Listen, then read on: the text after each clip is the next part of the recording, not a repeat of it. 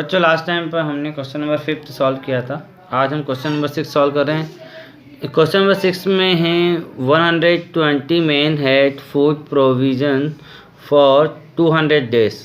After 5 days 30 men left that place.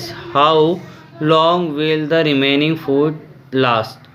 मतलब कि अगर 120 men के लिए हमारे पास जो फूड बचा हुआ है वो 200 डेट तक चलता है, 200 दिनों तक चलता है। लेकिन 5 दिनों बाद आफ्टर 5 डेज 30 मेन लेफ्ट, 30 लोग वहाँ से चले जाते हैं, उस जगह से चले जाते हैं। तो how long will the remaining food last, तो बचा हुआ भोजन कितने दिनों तक चलेगा। मतलब अगर एक कोई प्लेस है जहाँ पर 120 लोग खाना खाते हैं तो जो खाने का जो राशन है वो 200 दिनों तक चलता है। लेकिन 5 दिनों बाद 30 लोग चले जाते हैं तो बचे हुए लोगों के लिए वो राशन कितने दिनों तक चलेगा वो हमें बताना है।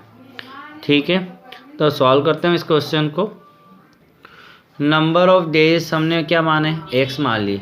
सबसे पहले हम नंबर ऑफ डेज को एक्स डेज मान लेते हैं कि माना कि एक्स दिनों तक वो भोजन चलेगा। फिर टेबल बनाते हैं तो एक तरफ हम मेन लिखते हैं और एक तरफ हम दिन लिखते हैं, डेज। अगर 120 लोग हैं, 120 लोग हैं तो भोजन कितने दिनों तक चलता है। तो आफ्टर 5 डेज की बात हो रही है, मतलब 200 दिनों तक चलता था, उसमें से 5 दिन कम हो गए क्योंकि 5 दिनों तक सब लोगों ने भोजन किया है। तो 120 लोगों के लिए जो रिमेनिंग फूड है वो कितने दिनों तक चलेगा, तो 195 डेज तक चलेगा। 5 दिन को हमने कम कर लिया। तो अगर 30 लोग चले जाते हैं तो 120 या 120 से 30 लोग चले गए तो कितने लोग बचे, कितने मेन बचे, 90। तो 90 लोगों के लिए रिमेनिंग फूड कितने दिन तक चलेगा वो हमें बताना है, तो वो हमने एक्स मान लिया। तो यहाँ पे टेबल किस तरह से बनी है समझना है आप लोगों को कि अगर 120 लोग होते हैं तो उनके लिए बचा हुआ भोजन 195 दिन तक चलता है क्योंकि 5 दिन तो बीत चुके हैं। लेकिन अगर 30 लोग चले गए हैं तो 90 लोग जो बचे हैं उनके वो बचा हुआ भोजन कितने दिनों तक चलेगा। तो यहाँ पर क्या हो रहा है, जब लोग कम हो गए तो जो बचा हुआ भोजन है, जो राशन है, वो ज़्यादा दिन तक चलना चाहिए ना, क्योंकि जब ज़्यादा लोग होंगे तो भोजन कम दिन तक चलता है, जब कम लोग होंगे तो भोजन ज़्यादा दिन तक चलेगा। तो एक चीज़ बढ़ेगी तो दूसरी चीज़ कम होगी। तो it is case of inverse variation. तो ये केस किसका है, इनवर्स वेरिएशन का है। तो यहाँ पर फार्मूला है x1/x2 = y2/y1। मतलब कि इनवर्स वेरिएशन में क्या होता है, x1 और x2 का जो रेशो है वो y2/y1 इनवर्स हो जाता है, उल्टा हो जाता है। तो x1 हमारा क्या है 120, x2 हमारा 90 = y2 हमारा है x और y1 है 195। तो यहाँ पे क्रॉस इंटू हो जाएगा तो 120 का 195 में होगा इक्वल टू x 90 का x में होगा, तो x × 90। अब हमें x निकालना है तो 90 का आएगा अपॉन में, तो 0 से 0 कट हो जाएगी, 3 से कट करेंगे, 3 × 3 = 9, 3 × 4 = 12, फिर 3 से कट करेंगे, 3 × 1 = 3, 3 × 6 = 18 और 1 बचेगा, 3 × 5 = 15। तो 65 का इंटू जब 4 में होगा तो 260 डेज तक वो खाना चलेगा। जब 90 लोग हो गए, 90 लोग होंगे तो उनके कितने दिन तक खाना चलेगा, 260 डेज तक। तो therefore the food for 260 days, तो इतने दिनों तक भोजन चलेगा। नेक्स्ट क्वेश्चन सॉल्व करते हैं। क्वेश्चन नंबर 7 हमारे पास है, a contractor undertook a contract to complete a part of the stadium in 9 months with a workforce of 560 men. Later on, it was required to complete the job in 7 months. तो यहाँ पे बताया contractor जो है stadium का कोई एक part बना रहा है, स्टेडियम में कोई वर्क कर रहा है, तो 9 मंथ में वो काम पूरा हो जाता है। लेकिन कितने लोग कर रहे हैं काम, 560 मैन। लेकिन अगर उसे काम जल्दी ख़त्म करवाना है, 7 मंथ में करवाना है, job complete the job in 7 month, तो इट वाज रिक्वायर्ड टू, तो कितने लोग उसको रिक्वायर होंगे। ठीक है, तो how many extra man would he employ, तो वो कितने ज़्यादा लोगों को रखे, मतलब 560 मेन तो उसने रखे हुए हैं, लेकिन अगर 7 महीनों में काम करवाना है तो कितने और लोग उसको लेके आने पड़ेंगे। तो एक बात हम जानते हैं, जब कम समय में काम करवाना है तो और ज़्यादा लोगों को लगाना पड़ेगा काम करने के लिए। तो कितने ज़्यादा लोग लगाएगा, कितने ऐसा मेन लगेंगे, वो हमें निकालना है। तो सॉल्व करते हैं हम इस क्वेश्चन को। सबसे पहले हम let the requirement for complete the job in 7 month be x. माना कि हमें कितने मेन की ज़रूरत है जो पूरे जॉब को 7 मंथ में कंप्लीट करे, तो वो है एक्स मेन, मतलब एक्स लोग चाहिए। ठीक है, तो ये लाइन लिखने के बाद हम टेबल बनाएंगे, तो एक तरफ मेन लिखेंगे, एक तरफ मंथ लिखेंगे। तो हम जानते हैं कि अगर 560 मेन अगर काम कर रहे हैं तो 9th मंथ में काम कंप्लीट होगा, लेकिन कितने लोग चाहिए कि 7 मंथ में काम कंप्लीट हो जाए, तो वो हमने माना एक्स लोग है जो 7 मंथ में काम करते हैं। तो एक बात हम जानते हैं, जब कम मंथ में काम करवाना है तो ज़्यादा लोगों को लगाना पड़ेगा, तो एक चीज़ बढ़ेगी एक चीज़ कम होगी, तो यहाँ पे it is case of inverse variation. अब फार्मूला हमारे पास x1 upon x2 equal to y2 upon y1, ये इनवर्स में y2 अपॉन y1 होता है।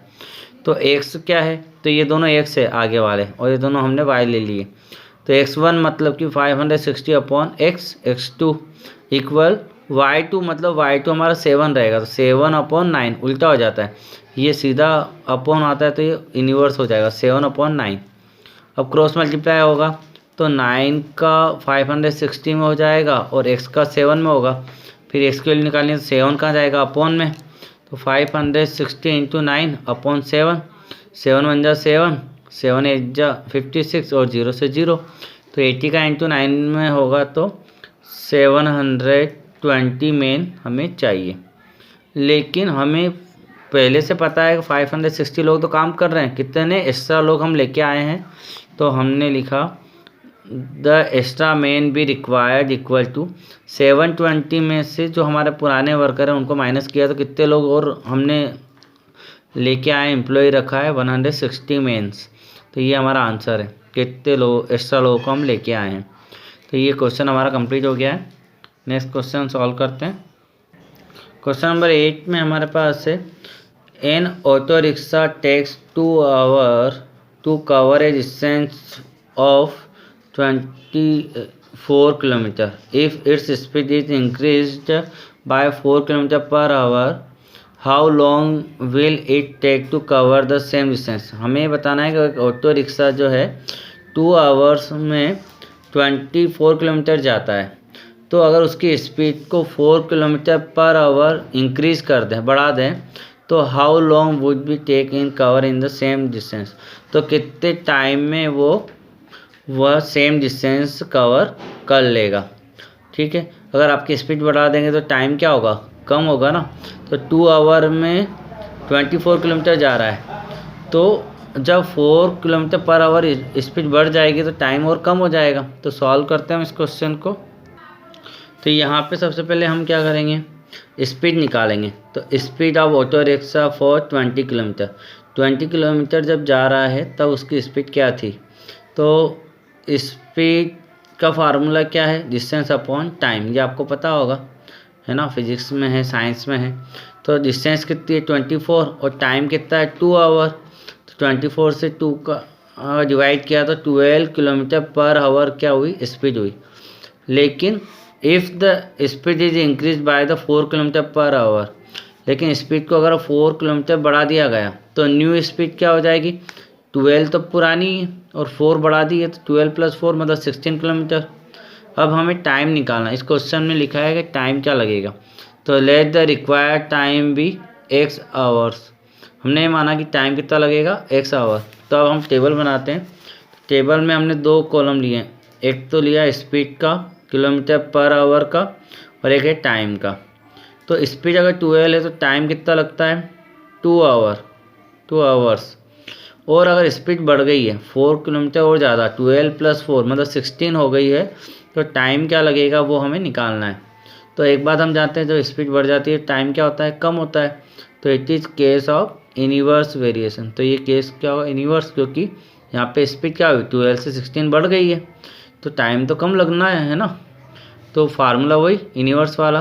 x1/x2 equal to y2/y1 means 12/16, तो x/2 ये ऊपर से नीचे आया तो ये नीचे से ऊपर जाएगा, इन्वर्स हो जाएगा, तो x/2 तो x/2 तो यहाँ पे 12 × 16 और x/2 तो ये 2 का × 12 में और 16 का × x में, तो 12 × 2 और 16 अपॉन में ये 16 × x है, तो x की वैल्यू निकालनी तो 16 कहाँ जाएगा, इनके अपॉन में आएगा 12 × 2 के। फिर यहाँ पर आप चाहो तो 2 से कट भी कर सकते हो या मल्टीप्लाई कर लो, तो 24/16, फिर हमने इसको 8 से कट कर दिया, 8 2 = 16, 8 3 = 24, तो 3/2 और 3/2 को अगर हम डेसिमल में चेंज करें, पॉइंट डिवाइड करें तो 1.5 आएगा, तो 1.5 आवर, तो ये हमारा आंसर है, x की वैल्यू आ गई, तो therefore the time equal to 1.5 hour, तो ये इतना टाइम लगेगा अगर हम 4 किलोमीटर स्पीड को इंक्रीज करते हैं। नेक्स्ट क्वेश्चन सॉल्व करते हैं हम यहाँ पर है 9 Manju cycles to her school at an average speed of 12 km/h and takes 20 minutes to reach her school.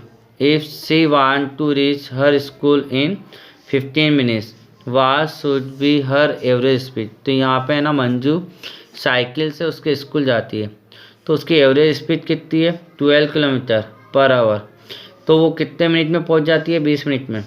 लेकिन अगर वह स्कूल पहुँचना चाहती है 15 मिनट में, 15 मिनट में, तो वाट शुड बी एवरेज स्पीड, तो उसकी स्पीड क्या होगी। तो आप जानते हो जब आपको कम टाइम में पहुँचना है तो स्पीड क्या करनी पड़ेगी, बढ़ानी पड़ेगी ना।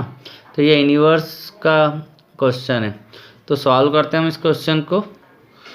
सबसे पहले हम लेट द एवरेज स्पीड भी x km/h, तो स्पीड कितनी है 12, ठीक है, तो टाइम कितना लग रहा है 20 मिनट का, तो उसको 12 km/h में 20 मिनट का टाइम लगता है, लेकिन कितनी स्पीड रहेगी कि उसको 15 मिनट लगेंगे, ठीक है।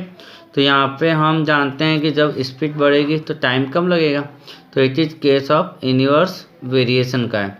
तो फार्मूला क्या होगा, x1/x2 इक्वल टू y2/y1, तो x1/x2 मतलब 12/x, ठीक है।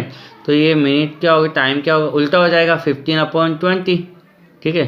तो 12/x तो ये हुआ 15/20, तो यहाँ पर हम इसी तरह से इसको इन्वर्स कर उल्टा कर लिया है ना टाइम के रेशो को, तो यहाँ पे क्रॉस इंटू होगा, तो 20 का इंटू किस में होगा 12 में, और x का इंटू किस में होगा 15 में, तो 12 × 20 इक्वल हो जाएगा x × 15, तो 12 × 20 और ये x 15 जो है ना ये अपॉन में आएगा, 12 × 20/15, तो यहाँ पे हम किससे कट करेंगे 3 से कट करेंगे, 3 4 = 12, 3 5 = 15, फिर 5 1 = 5, 5 4 = 20, तो x इक्वल टू क्या है 4 × 4 मतलब कि 16।